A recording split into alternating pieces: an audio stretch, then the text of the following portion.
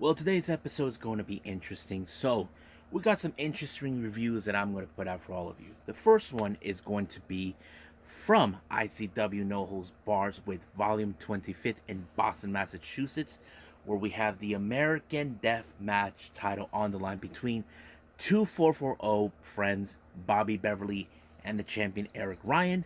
And of course, we got GLEAT with G Pro Wrestling version number 27. And of course, we cannot forget AEW Rampage with Road Rager and NXT Level Up. And of course, a couple of news updates that are now becoming clear, and more information is still coming around about Sasha Banks, of course, Vince McMahon, and everything else. So, let's get ready with another episode of the Deleted Wrestle Zone.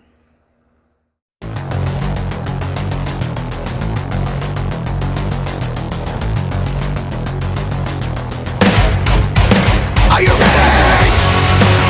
Get up, get up. Get up, get up. Get up, get up. Get up, get up. Get up, get up. Get up, get up.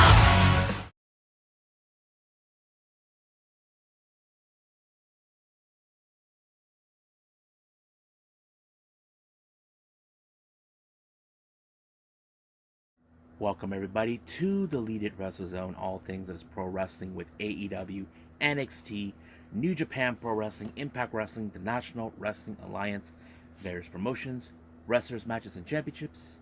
I am your host, J. Rod here. So, let's begin with ICW No Holds Barred with Volume 25th in Boston, Massachusetts that took place on the 15th of May. Now, Volume 27 will be up soon.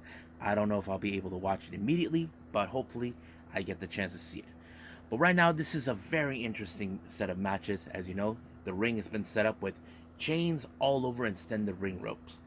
So, first match, we got the Death Samurai, Akira, taking on Tommy Vendetta. Now, I know if you guys are big fans of Akira, he is one of my favorites. I did not anticipate a whole lot. I would have assumed deep down it was going to be Akira to walk out as the victor, but no. Tommy Vendetta had much of the better momentum when he put Akira right through the door, and 1, 2, 3, good night, Akira. Next match, we got Satu Jin versus Hoodfoot. This is the battle of two of the strongest men that I know of. I was so amazed with this match completely. I would have assumed that somehow, because I know Satu Jin has his knife with him, he was going to use it, but he did not. Apparently, he lost. Apparently, he went through. I don't know what he went through, but it was Hoodfoot who picked up the victory by a pinfall. Next up, we got Justin Kyle versus, of course, the guy who runs ICW No Holds Barred, Danny DeMonto. I have to say this match was pretty good because, I think DeMonto really made what deathmatch wrestling, it's ultra violent wrestling, what should it be. And I think Justin Kyle kind of showed him exactly what it's meant to be. And of course, it was Justin who picked up an amazing victory for him. But however, in the post match, DeMonto really talked to him. He respects him. He really wants him to come by more and make this what it should be. And I think that's really cool out of them. Next match, we have Casanova Valentine dressed up as Freddy Krueger taking on Cruel. I don't know who this guy is, but he looks more like something out of the guy, like, have you ever seen that mask that Jason X wore? It's kind of like that, but much dangerous. I would have assumed that's how it is, but there was a lot of, toys being used, a lot of light tubes, but however, it was, of course, Kroll who picked up the victory when he put Casanova right through some light tubes, and boom, he is out. 1, 2, 3. Now, this next match is a very interesting one. Now, everybody in this particular promotion do not like Brandon Kirk. The reason is he's a piece of garbage from what they say. But his wife was in the same predicament. But however, it appears that she's becoming more popular than her husband. So this has become the battle between husband and wife. It's I don't know. It was unique in every way. I like the story, how they were building it. Because, Brandon, he hasn't even won a single match yet. Casey has. So, what does that mean? Is Casey better than Brandon? Who knows? But he even tried to plead with Casey to just take the fall, let him win. But I figured she wasn't gonna do that, and I was right. It did. Man, both sides were bloody. Of course, a lot of toys were coming in, light tubes, all of that. But it was Casey who picked up an amazing victory against her own husband, Brandon. However, we would have thought something better. Like, we would have thought Brandon might have wanted a divorce for Casey, but that wasn't it. I think Brandon has started to admit that Casey was a far more better deathmatch wrestler than he is. And he loves her for that. But he also asked her to do the one thing that he never got a chance to do. And that is, of course, and he sends a direct message to Eric Ryan saying, take a look in your rear view mirror because Casey will be coming for that title. To me, I feel he's right. Casey has gained a lot of momentum in ICW for who knows how long, because I haven't been seeing that much of it. But if that is the case, Casey could be maybe one day become the first female to become the American Deathmatch champion. And that is something I think many women would like to see. Hell, I would like to see prominence come into that, into this, you know what I mean? But we'll see what happens. Now, our next match, we got the Duke, John Wayne Murdoch versus Schlank. Now, these two guys, they've been at battles before, back and forth, but Schlank, you know how crazy this guy is. He's all ultra violent. You know how that really, really goes. I did not anticipate a whole lot with him, but Schlank, he put him away badly. Through light tubes, and 1, 2, 3, he is done. Now, our main event is the ICW American Deathmatch Championship in a Taipei Deathmatch. Now, some of you who are maybe new to this channel, you probably ask yourselves, what the hell is a Taipei Deathmatch? I'm going to explain this to you. Have you ever seen the movie from the 1980s called Kickboxer that starred Jean-Claude Van Damme? So now, if you haven't, let me explain. There's a scene in the film where Jean-Claude Van Damme wants to challenge Tom Pope, the top champion in Thailand. They wanted to go back to the traditional kickboxing way, and that is, of course, wrap your hands, both of them, as boxing gloves. The part of your knuckles will be glued up. You will use glass stains as your weapons while you... Now, this has been done before many times. So that kind of why they call it the Taipei Deathmatch. Now, it's a very dangerous match if you're not an expert in this, So, this is between two 440 members, Bobby Beverly and Eric Ryan. Now, the last champion I remember seeing that had this title was, of course, John Wayne Murdoch, but I'm assuming he lost it to him. Eric Ryan has been a suitable champion, a very impressive champion as an ICW champion. But, however, he's going against his own teammate. So this is going a different direction. Now, that there's no friends in the ring. And I think that's what Eric Ryan knew he had to do. He has to put that to the side and know he has to defend his title. And that's exactly what he did. And not to mention, the match was called. Eric Ryan retained the title. And of course, Bobby Beverly and Eric Ryan, realized it was a good match. But however, I did mention on previous episode, where of course on volume 26, Eric Ryan has to go up against another member of 440, and that is of course the Silver-Tooth Satan himself, Atticus Cogar. Now the real question is, this is what I say, Atticus Cogar has been one of the best ultraviolent wrestlers so far. He's defeated Masada, defeated many others. But can he defeat his own teammate, Eric Ryan? Or will Eric Ryan will defeat the Silver-Tooth Satan and retain the title? that is something I definitely gotta watch. So we'll see when that day comes. But right now, I believe it's time to move on with GLEAT.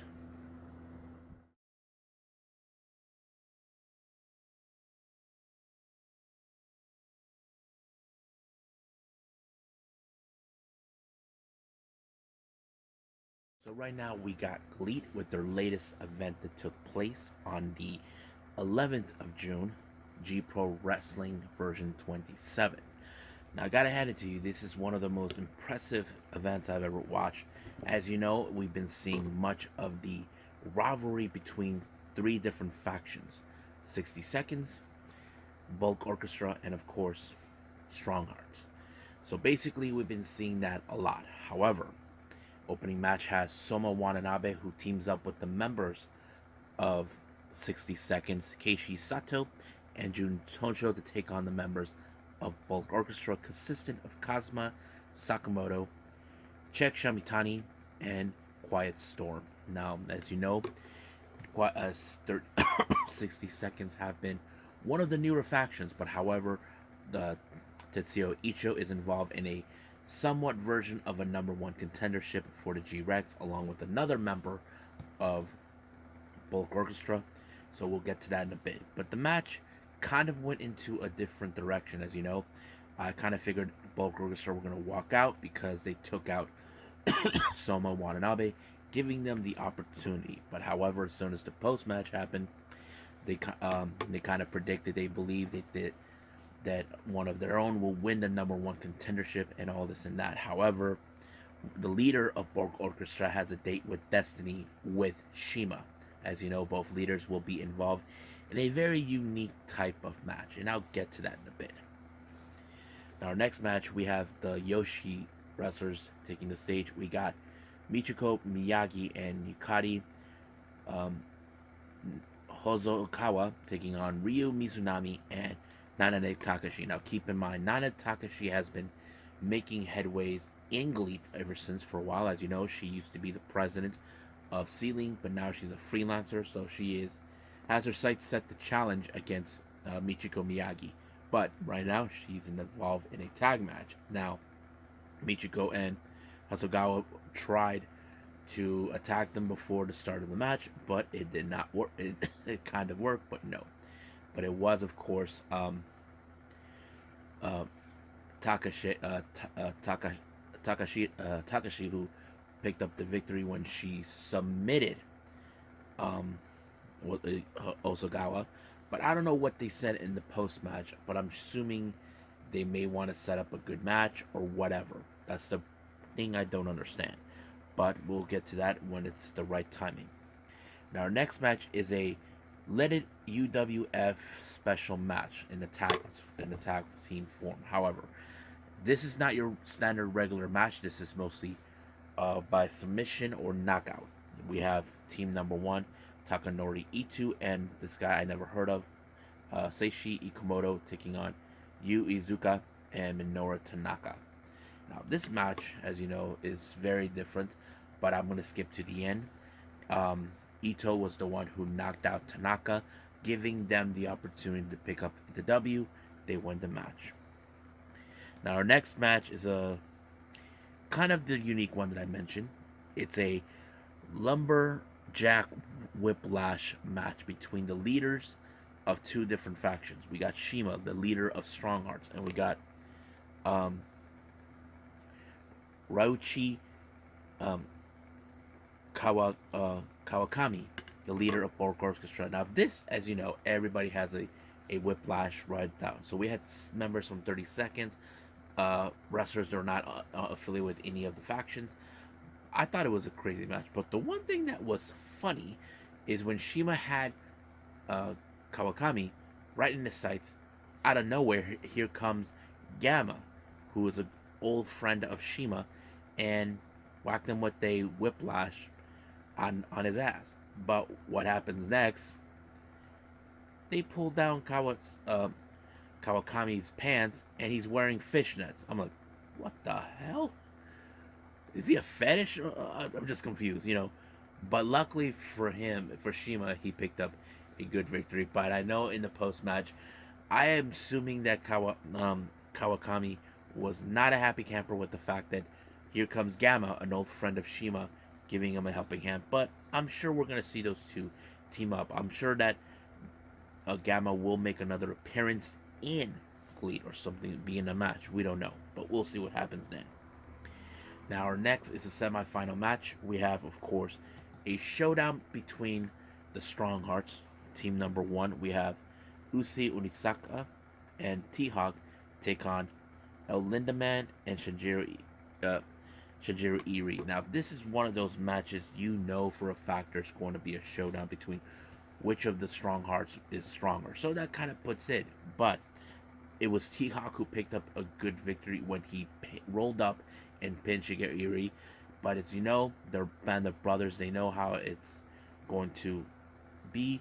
So basically, they let it be like that. Now, our main event, this is the part where we have the number 1 contendership for the G-Rex Championship. Now, this began a while back. Tetsuya Ishii and Hayato Tamura, both from 2 different factions. Izushi is originally from, he's the leader of 30 Seconds, and Hayato Tamura, he's a member of Bulk Orchestra. Now, they both wanted to challenge El Lindaman for his G-Rex title, but however, as much as they played their case, the only way this is going to happen is for one of them to become the only winner. So they ended up in this match, and I can tell from this where you see Tamura, who is desired to be that guy to take on El Lindaman. Tetsuya Izushi, he's that guy that many people say he's the underdog. Keep in mind, this is one of those factions that are the underdogs, and there's nothing wrong with the underdogs. I always view the Cosmic Angels as the underdogs, and that's how I always see it. But yeah, but I was surprised how this match ended with Tetsuya Ishii doing like a somewhat version of the Judas effect or a back fist onto Tamura to pick up the victory. Now, this is going to be a very interesting development. Now, you know for a fact Bulk Orchestra probably would have wanted them to win, but it did not. We'll see where they're going to go. So he will get an opportunity against Lindaman for the G-Rex. That is something that hasn't been decided when that will take place. Now, for a friendly reminder for an upcoming event with GLEAT, we have a very interesting one that's going to take place called GLEAT version 3. It's going to take place on July 1st at the Tokyo Dome City Hall. But the interesting part, we're going to have the House of Torture from New Japan making their appearance. All 4 of them. Now, they're going to be taking on 3 members of Strong Hearts. But they're going to have a surprise guest, and it was already announced. It's going to be the Sauce, Alex Zane, making his appearance. We also got Yuji Nagata to take on Takori Ito in a UWF rules match. Also, roster members from the Yoshi promotion, Sendai Girls, Dash Shizako, Mika Iwata, and Yurika Oka were also going to be there. They're going to take on Nanane Takahashi, Otogawa, and of course, Michiko Miyagi. So I'm excited for that particular event. And there is another event after that, and I believe that is version G Pro Wrestling version 28, and that's going to be at another time. So right now, let's just end it right here and move on with AEW Rampage Road Rager.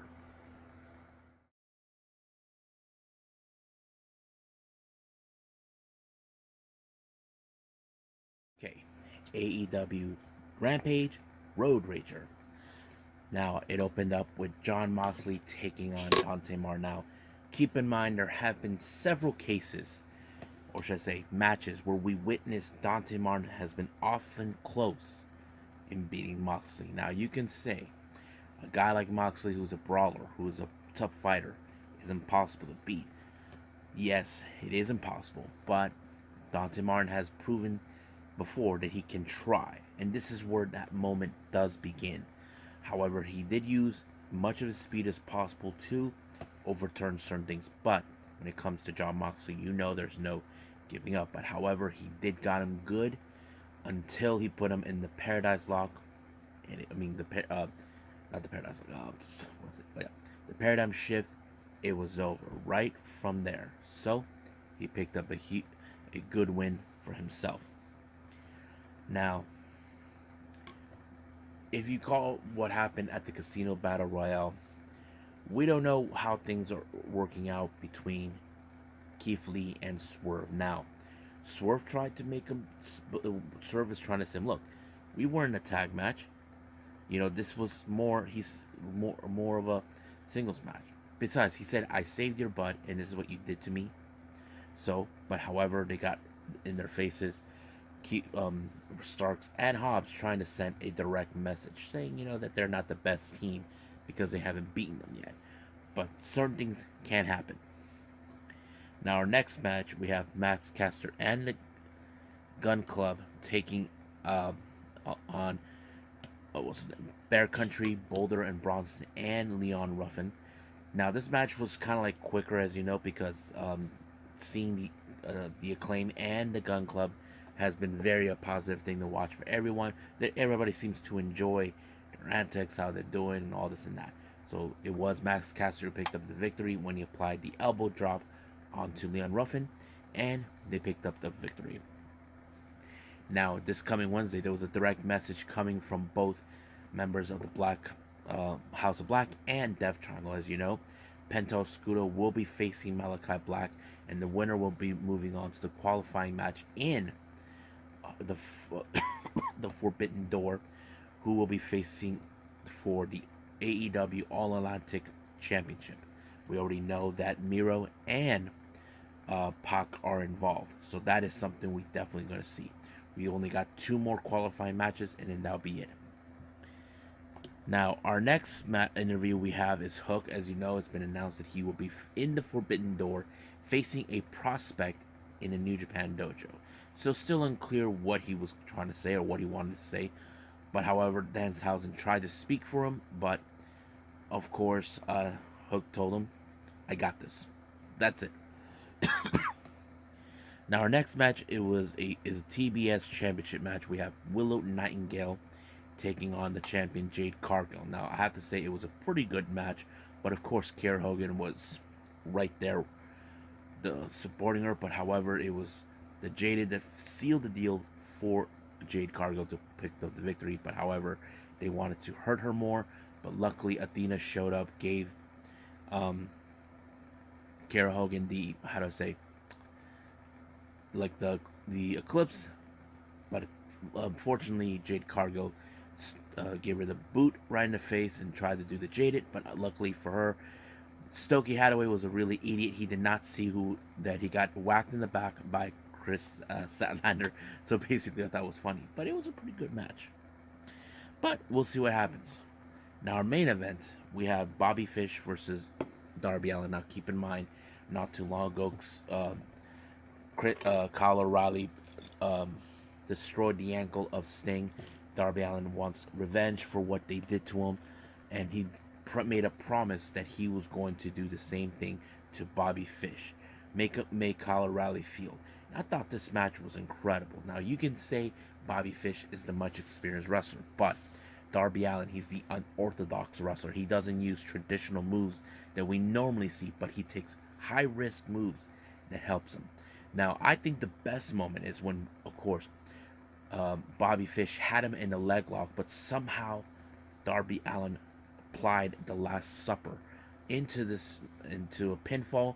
It was over. Bobby Fish was beside himself, so he did not take this kindly, and he called Kyle O'Reilly to pull out a chair. But unfortunately, the lights turned out.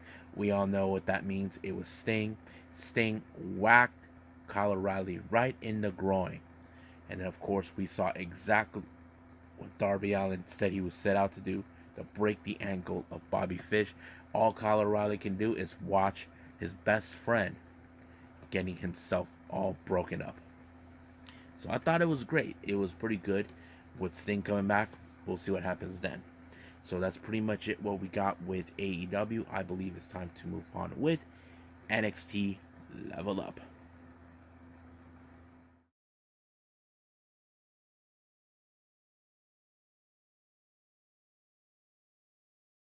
Okay, so let's see who levels up here on NXT Level Up. First match, we have Thea Hale her debut representing Chase U. As you know, recently she decided to accept a scholarship deal with Chase University, and her opponent is none other than Ariana Grace. Now, keep in mind, this is one of those tougher competitors.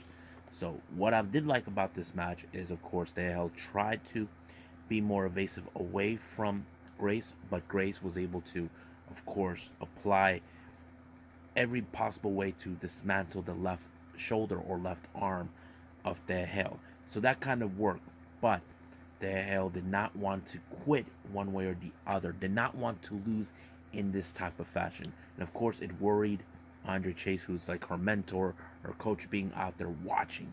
But it was very impressive coming from her, showing exactly who she is, and she was able to apply a very impressive pinfall, giving a good impression that she is part of the Chase University.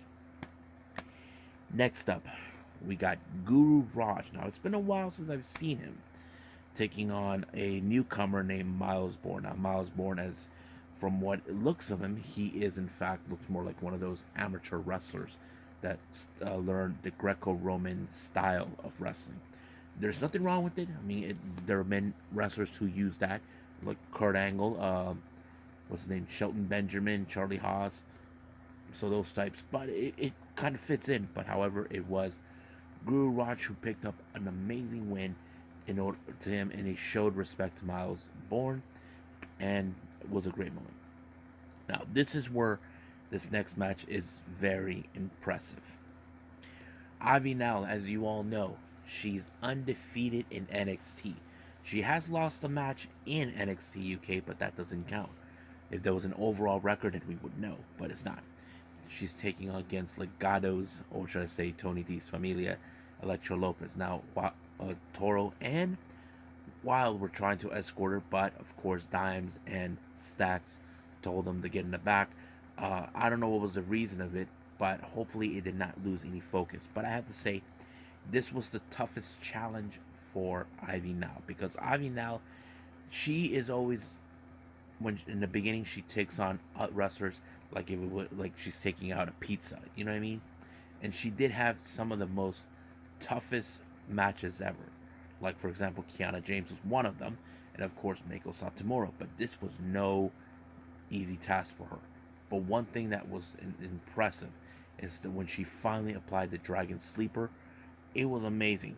Even Elektra Lopez tried to fight it. There was no way fighting it one way, but it did give her an amazing victory. So in my mind, it's only a matter of time until we see Ivy Nile become a brand new NXT Women's Champion. That is something we all want to see.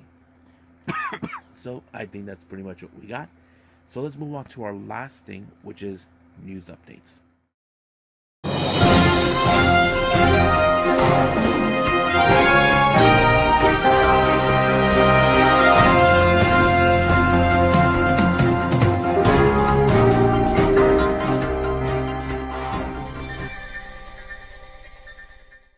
Okay, welcome to the news updates here. So let's get started. As you know, recently there's been a lot of investigative things have been going on with WWE, and one of them is a scandalous hush money that came about with Vince McMahon. It's now been reported that he stepped down as the CEO, but this is where things were a little interesting.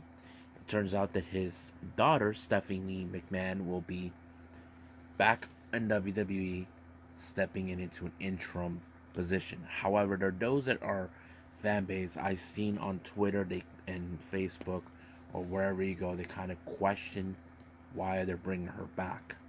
I mean, I understand that there's this is kind of fishy, but it's kind of weird. But also, it's been reported that the WWE board are also being under investigation.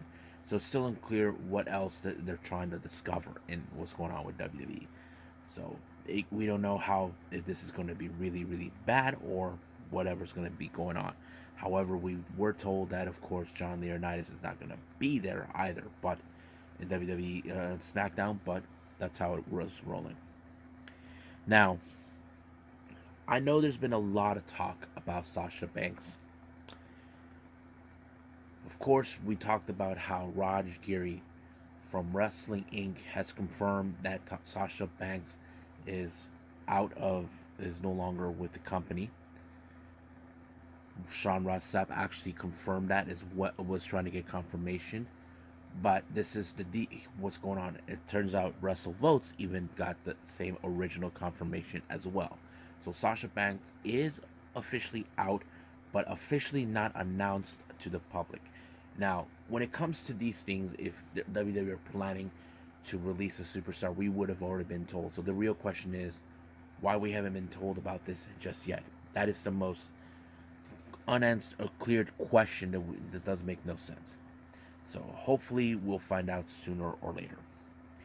Now, hope today is a sad day, but at the same time, I'm hoping nobody got confused about today, about what took place.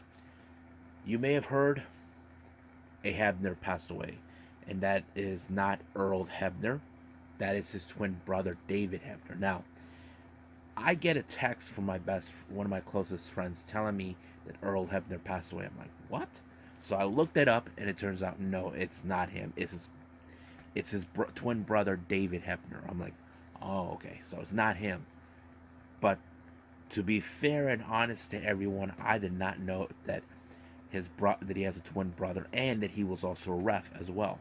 So I was like complete at a loss on that one. But it's still unclear what was the cause of death that for Dave Hebner. But all we can do is say rest in peace, Dave. Thank you for your service as a referee, and I know you had your brother to make us proud, and then now your nephew, what's his name? Brian Hebner. Yeah, Brian Hebner will continue the legacy as well. Now, two interesting developments coming from Pro Wrestling Noah. One of them is, as you know, Pro Wrestling Noah has opened its doors to international wrestlers. We've already seen Hijo de Dr. Wagner, Rene Dupree, Michael Elgin, and a few others. However, now it's been told that Anthony Green and Stallion Rogers will form. These are former WWE stars that were released. They will be coming to Pro Wrestling Noah soon. But however, one particular match has been announced for Pro Wrestling Noah. This one is coming for Destination 2022 on the 16th of July. We have Ninja Mac, who's going to face on a fellow Texan, Dante Leon. So this is going to be like interesting. Their history that was in Texas will be all the way to Japan. I'm kind of excited for this. Now, speaking of debuts, and of course, as you know, GCW are going back to Atlantic City for their homecoming event at the Showboat. They announced for that on the 15th and the 13th and the 14th. However, it's already been announced that Death Match Queen Rina Yamashita will be making her return.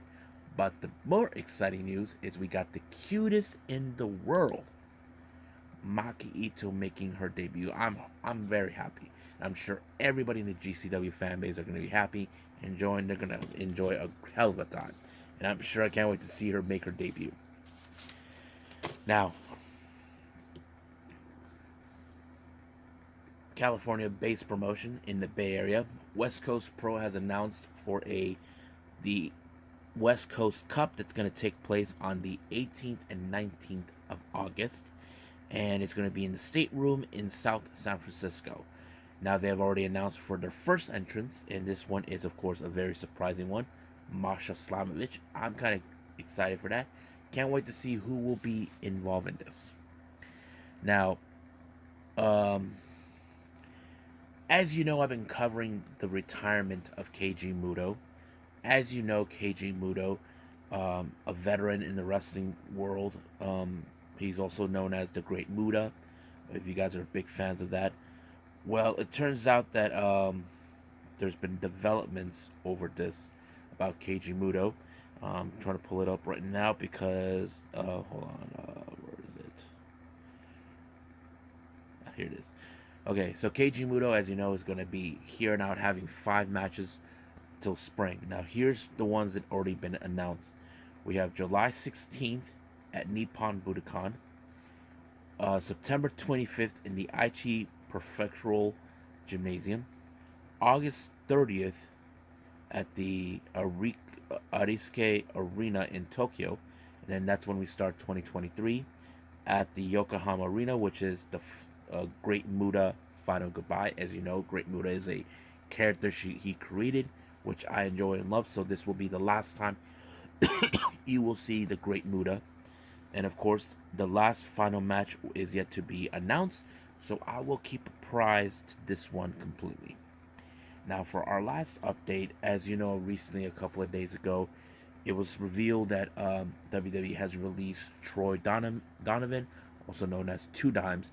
Now, the initial thought by many fans, people thought this had something to do with the creative or the budget cuts. No, it turns out that it was apparently a policy that he broken or whatever it was. And Dave Meltzer just reported what was that policy that he broke, and that is, of course, he had a failed drug test. Now, I'm gonna talk about this a little bit about now. I understand that could be a problem, but this is something new, saying, okay, we're releasing you because you failed the drug test. There have been wrestlers who have failed the drug test and are giving a 30-day suspension without pay. I'm like thinking, is that how it works down with the NXT brand? You fail the drug test, you're gone? That is something that kind of was make me think if that was the case. Because I know they had changed a lot of things. You know, the shake up NXT and all this other stuff. I don't know. It's kind of interesting. And also weird. But hopefully much of this can be foretold and explained to me and to everyone who wants to know about this. It's kind of weird and interesting to hear that. But we'll see about that. So I think that's pretty much it. I believe it's time for me to call it a day. Well, I hope everyone enjoys this episode. Coming up, we have, of course, Choco Pro 236, which is a one match only. We have the Super Asia Championship on the line between the challenger Shin Suzuki versus, of course, Balinaki. And here's an extra treat for everyone for this particular, if you guys seen it or not. We have audience attending this particular match. I'm so happy for them. It's been a while. They haven't had people come into their shows for on the mat wrestling style they've been doing before it was known as Choco Pro. I'm very excited. I can't wait to see this. Also, we got New Japan Wrestling with New Japan Road. It's going to be started out soon. I'm excited to review this. And then finally, I probably will be having NWA USA from there on. And then that'll be it for everything else. So, I'll see you guys in the next DWZ time. Same DWZ channel. I must bid all of you adieu. So, goodbye.